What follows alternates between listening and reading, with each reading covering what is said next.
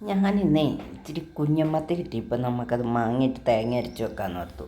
ഞാൻ ഇതിൽ പച്ചമുളക്, ഇഞ്ചി, കറിവേപ്പില, ചെറിയ ഉള്ളി, വെളുത്തുള്ളിയൊക്കെ ഇട്ടിട്ടുണ്ട്. പിന്നെ ഇതിൽ പച്ചമുളക്, ഇഞ്ചി, വെളുത്തുള്ളി, ചെറിയ ഉള്ളി ഇത്രയും കറിവേപ്പില ഇട്ടിട്ടുണ്ട്.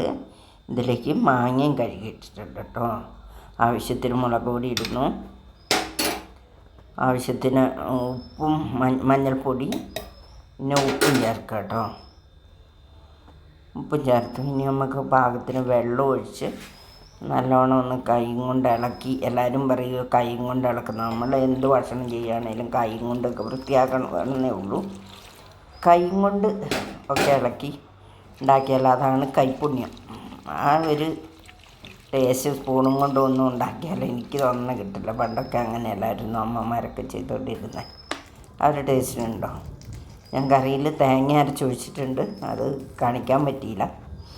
പിന്നെ വെന്ത് പറ്റി വരുമ്പം ഞാൻ കുറച്ച് തേങ്ങ അരച്ചിട്ടുള്ളത്, ഒരുപാടിങ്ങനെ കുറുകിയിരിക്കല്ലേ. ഒരു പാൻ വെച്ചു, അതിലേക്ക് വെളിച്ചെണ്ണ ഒഴിച്ചു, ഉലുവ ഇട്ട് ഒന്ന് പൊട്ടുമ്പം കടുക് ഇട്ട് നമുക്ക് കടുക് വറക്കാം.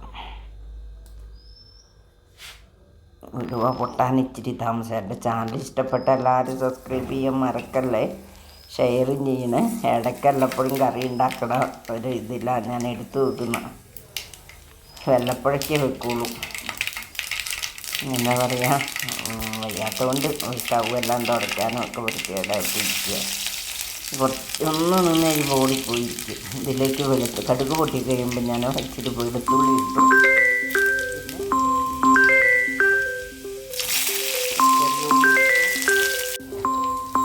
കടുക് വറുത്തു ഇട്ടു. പിന്നെ ഞാൻ തേങ്ങ അരച്ചത് കാണിച്ചില്ല, അപ്പം ഞാൻ അധികം അരച്ചില്ല. കുറുകുന്നതുകൊണ്ട് ഇങ്ങനെ കറി ഉണ്ടാക്കി നോക്ക്.